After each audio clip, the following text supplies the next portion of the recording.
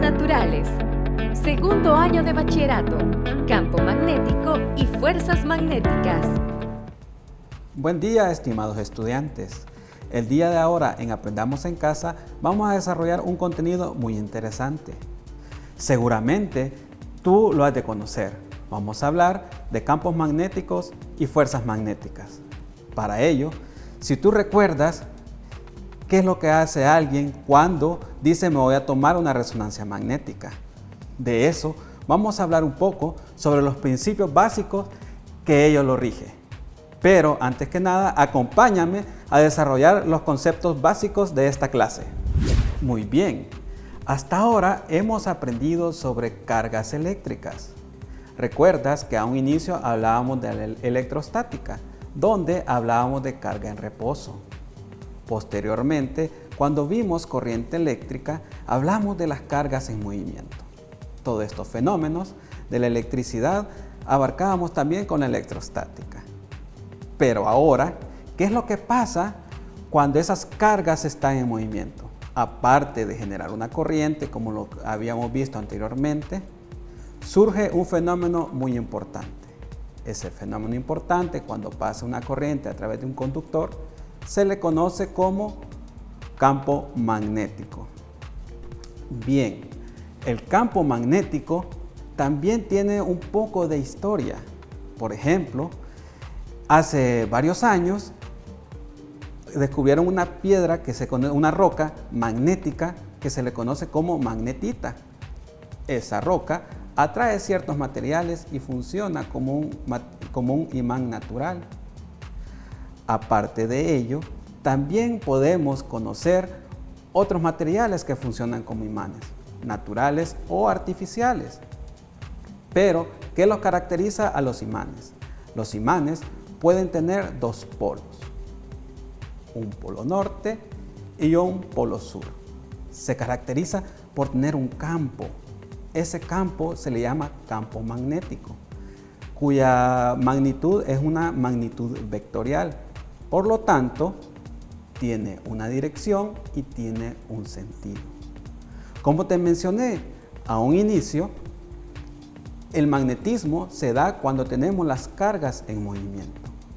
Por ello, vamos a tener también una velocidad. Al tener una velocidad, esa velocidad está relacionada o la podemos operar junto con el campo magnético. Y así nosotros podemos obtener una fuerza magnética que sufre una carga en movimiento. Ahora, ¿qué es lo que pasa con los imanes naturales? Los imanes naturales presentan dos polos, donde en dichos polos se concentra la mayor cantidad de fuerza. Esos polos, hay un campo, como te lo mencioné anteriormente, donde desde el polo norte sale la línea de campo y se introducen en el polo sur. Para estudiar todo esto que te acabo de explicar, es necesario hacer un poco de operaciones matemáticas sencillas, que probablemente ya las conozcas. Pero para hacer más énfasis en todo lo que te acabo de contar, y si te recuerdas cuando empezábamos a hablar de la electrostática, estos conceptos tenían un contexto histórico.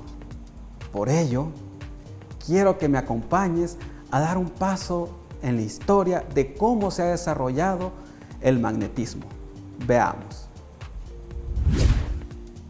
El estudio del magnetismo dio inicio desde hace muchos años, cuando Tales de Mileto conoció los efectos de la magnetita, rocas originarias de Magnesia de Tesalia en Grecia. La magnetita podía atraer ciertos materiales como el hierro y es considerada como un imán natural. Años más tarde, entre el siglo X y XII, se utilizó el magnetismo empleando brújulas magnéticas para navegar, siendo el científico chino Shen Kua quien escribió sobre ello. El filósofo y médico inglés William Gilbert publicó una obra llamada Sobre el imán y los cuerpos magnéticos y sobre el gran imán la Tierra, estableciendo que la máxima atracción en los imanes se daba en los polos y que la Tierra se comporta como un gran imán. Otro avance importante se dio cerca del año de 1820, cuando el químico y físico danés Hans Christian Ørsted, siendo profesor de la Universidad de Copenhague, descubrió que si a un hilo conductor se le deja pasar una corriente, este ejercía una perturbación magnética a su alrededor. Interesante cómo se ha venido desarrollando el magnetismo en la historia. Como te lo mencioné a un inicio, hay muchas aplicaciones, entre ellas las médicas, cuando se toma una resonancia magnética. Pero para entender un poco cómo es que se da ese fenómeno del magnetismo, vamos a estudiar un poco los imanes, qué materiales los atrae y cuáles no. Para ello, acompáñame a desarrollar este pequeño experimento que vamos a desarrollar. Muy bien, ahora desarrollaremos el experimento. Vamos a necesitar 2 imanes, objetos de metal, vidrio, bolitas de Durapax, un poco de plastilina y por aquí tenemos otros imanes que vamos a ver un efecto interesante. Aquí tenemos un vaso plástico. Vamos a observar si yo tomo un imán. Si tú observas, aquí lo tenemos en polos opuestos. Entonces, en ese sentido se están repeliendo. Pero si no cambio a un polo, eso quiere decir que a un polo distinto se atraen. Entonces quiere decir que si lo acerco al mismo polo se repele. Además, el imán puede atraer lo que son ciertos metales, ciertos materiales. Por ejemplo, en el vidrio, ya lo has comprobado en tu casa, el vidrio o el corcho no los atrae, tampoco el Durapax, pero sí algunos materiales de hierro, por ejemplo un resorte o un clip. Y vamos a ver los clavos de acero. Los clavos de acero también los atrae.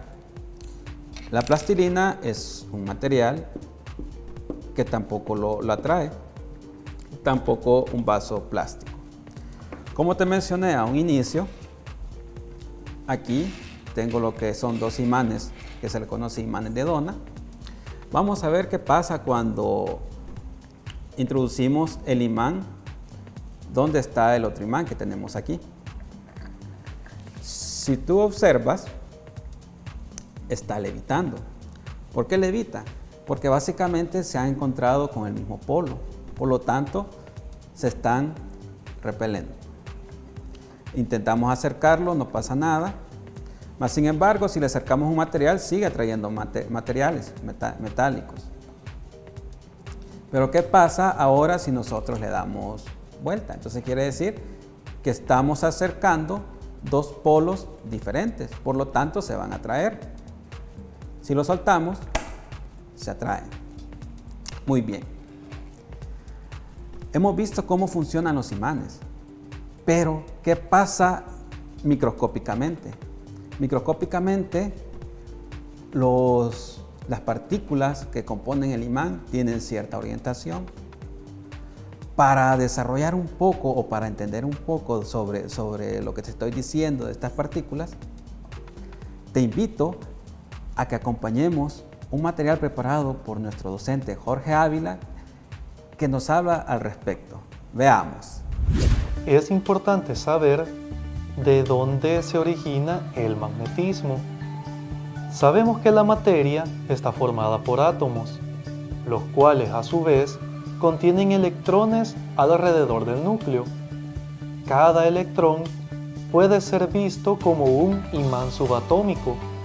Esto ocurre porque cada carga eléctrica en movimiento da origen al magnetismo. Por lo tanto, el átomo como tal tiene propiedades magnéticas. Pero si cada átomo tiene propiedades magnéticas, ¿por qué no todos los materiales son imanes?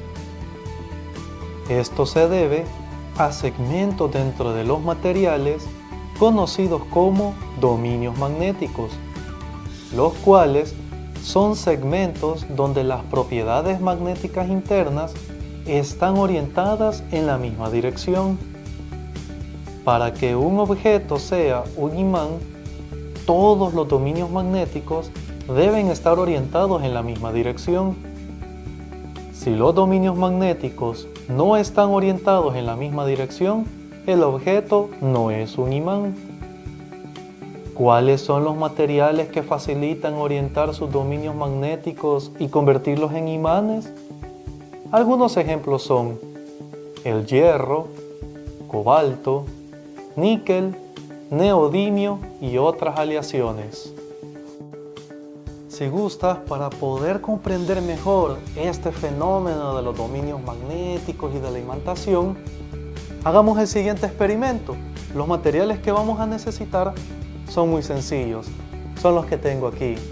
Vamos a necesitar nada más un trozo de madera, vamos a necesitar un clip, vamos a necesitar también un tornillo, puede ser un clavo, lo que tengas a disposición que sea de metal, y vamos a necesitar un imán. Puede ser que en tu casa no tengas un imán exactamente como el que aparece acá, pero cualquier imán que tengas, puede ser el de la refrigeradora, puede funcionar perfectamente. Lo primero que vamos a hacer es verificar que nuestro tornillo no se encuentre imantado. Para esto es muy sencillo. Tenemos el clip, lo acercamos y como podemos observar, al intentar levantarlo, no se logra. Por más que lo intentamos desde diferentes puntos, el tornillo no tiene la capacidad de levantar el clip. Como segundo paso, vamos a proceder a imantar el tornillo. ¿Cómo lo vamos a hacer? Lo vamos a hacer tomando un imán. Se puede dejar en la superficie durante un periodo de tiempo determinado, o también se puede estar frotando el material, en este caso el tornillo, durante aproximadamente unos 30 segundos a un minuto aproximadamente. Para finalizar, corroboramos que una vez imantado puede ser atraído el clip con el tornillo. Posiblemente al inicio te cueste un poco, pero no hay ningún problema. Después de estar imantado durante cierto tiempo, notarás la facilidad con la cual se puede levantar el clip. Ahora bien, luego de finalizado este experimento, ¿crees que ocurriría exactamente lo mismo si en lugar del tornillo utilizáramos, por ejemplo, un trozo de madera?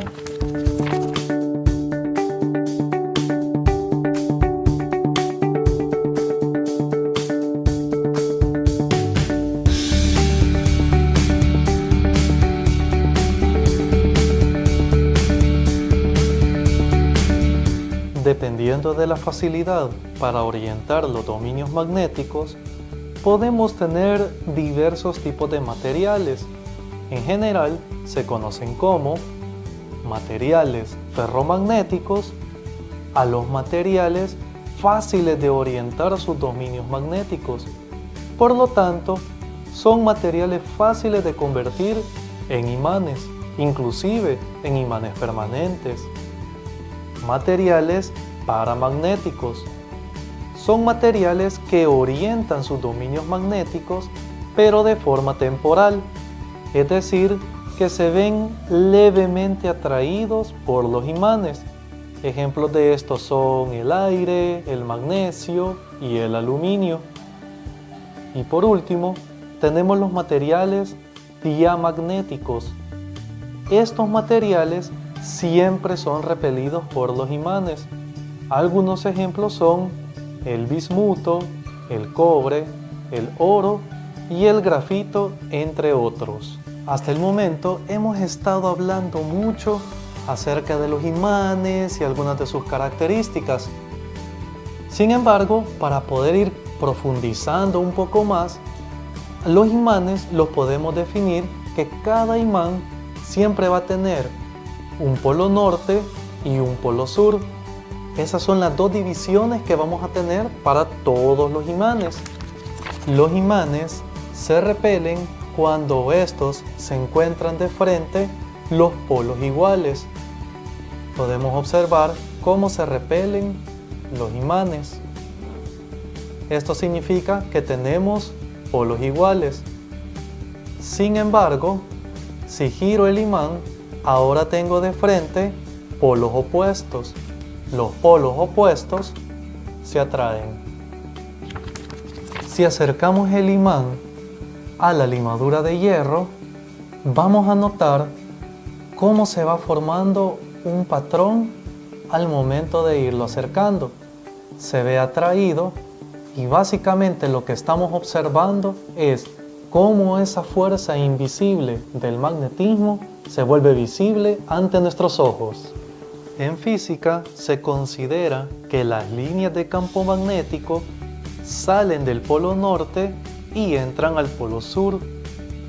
A muchos se nos ha caído alguna vez un imán y hemos notado que si se parte el imán, cada parte que queda también va a tener un polo norte y un polo sur. En resumen, nunca podremos tener aislado un polo, ya sea el norte o el sur. Cuando escuchas la palabra polos, ¿no te parece algo familiar? Por supuesto, el planeta Tierra. Interesante cómo interactúa el campo magnético, o cómo funcionan los imanes, o las características de ciertos materiales que mencionó Jorge en el aporte anterior. Pero a un inicio te mencioné qué es lo que pasaba con una carga eléctrica que se movía a través de un campo eléctrico. Surgió una fuerza llamada fuerza magnética. Para entender cómo es que se da esa fuerza, te acompaño a un segundo material que nos ha preparado el docente Jorge Ávila. Veamos. De fuerza magnética, necesitamos recordar un poco la teoría atómica, específicamente el electrón. El electrón es parte del átomo y se encuentra alrededor del núcleo en forma de nube probabilística. El electrón tiene una carga eléctrica con un valor de menos 1.60 por 10 a la menos 19 coulomb. Este dato será muy importante tenerlo a la mano. El protón posee la misma carga eléctrica, pero con signo positivo. Si recordamos del video anterior, cuando rociamos limadura de hierro con un imán, notamos las líneas que se forman, las cuales llamamos líneas de campo magnético. El campo magnético se identifica con una letra B mayúscula y, como observamos anteriormente, tiene una dirección, por lo cual podemos identificar al campo magnético como un vector. La unidad asignada para el campo magnético es el Tesla, que se abrevia con una letra T mayúscula. Algunos ejemplos son: el campo magnético de la Tierra es de 0.01 Tesla. Una unidad médica de resonancia magnética, 1.5 Tesla. O un imán fuerte superconductor de laboratorio de hasta 30 Tesla. La fuerza magnética es la fuerza que experimenta una carga eléctrica o una partícula cargada cuando se encuentra en presencia de un campo magnético. Tenemos la partícula cargada y esta va a experimentar una fuerza debido a la presencia de un campo magnético que ya habíamos mencionado, que se identifica por la letra B mayúscula y es un vector. Para poder determinar matemáticamente cómo calcular la fuerza magnética, lo hacemos a partir de la siguiente fórmula.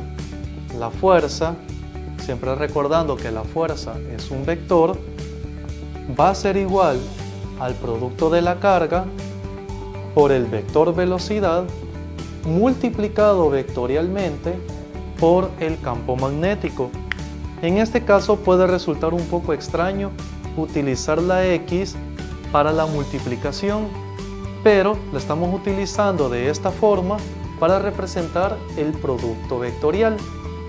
Del producto vectorial pueden surgir muchas dudas. Lo que necesitamos en este caso nada más es conocer que cuando la velocidad que lleva la partícula y el campo magnético son perpendiculares entre ellos, vamos a obtener la fuerza máxima. Pero si tenemos que la velocidad y el campo magnético son paralelos entre ellos, la fuerza resultante va a ser 0. Pero como la fuerza es un vector, debe de tener una dirección. Para poder encontrar la dirección de la fuerza magnética, vamos a utilizar una regla que se ocupa en el producto vectorial, conocido como la regla de la mano derecha. Entender la regla de la mano derecha es muy sencillo. Primero tenemos nuestro vector velocidad. Nuestro vector velocidad lo vamos a identificar con una flecha de color rojo. Vamos a tener nuestro vector campo magnético identificado por una flecha de color azul.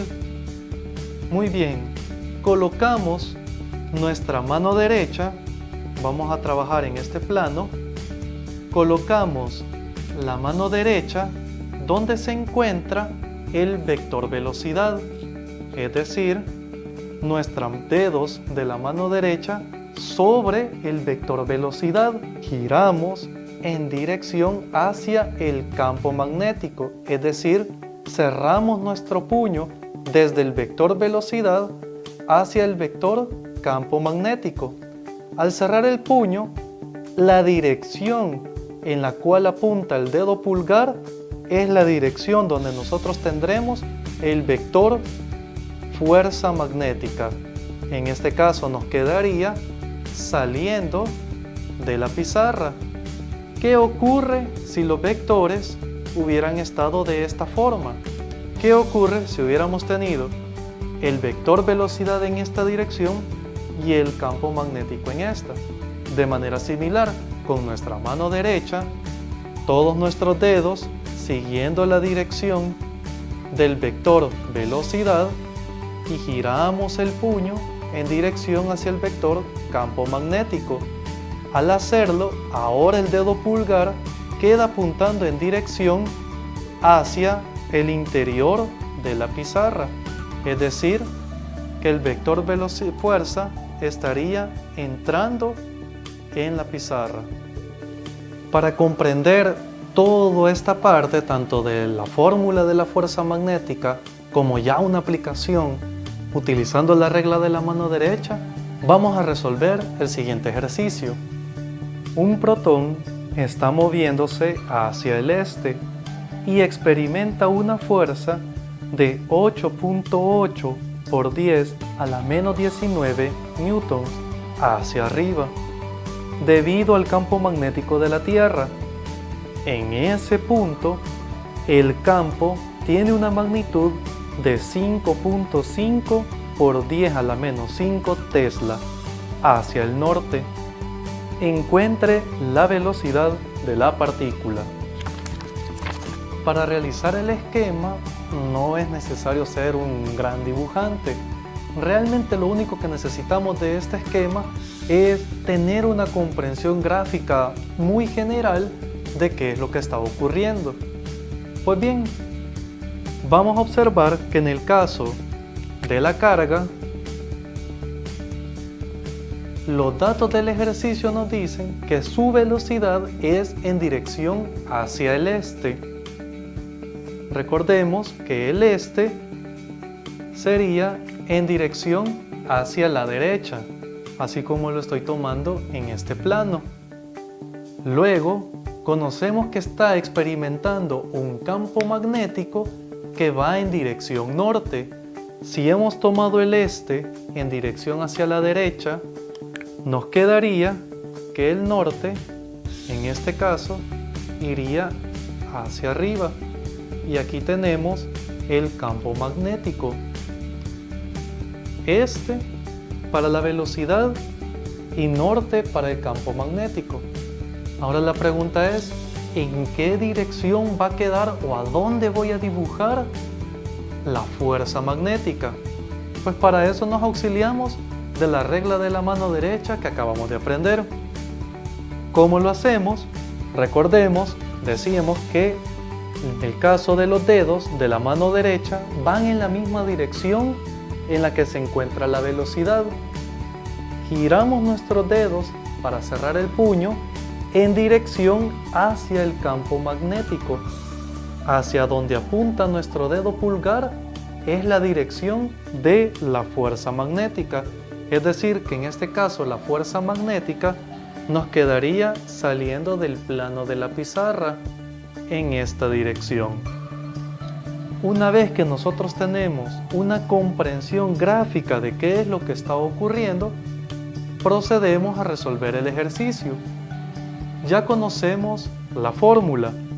La fórmula que tenemos es que la fuerza es igual a la carga eléctrica por el producto de la velocidad y el campo magnético.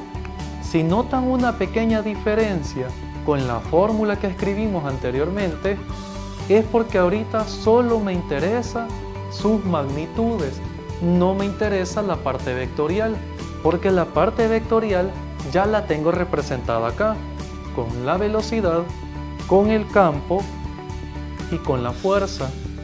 Solamente necesitamos conocer el valor de la magnitud de la velocidad. Si hago el despeje, me va a quedar que la velocidad va a ser igual a la fuerza dividida entre el producto de la carga y el campo magnético.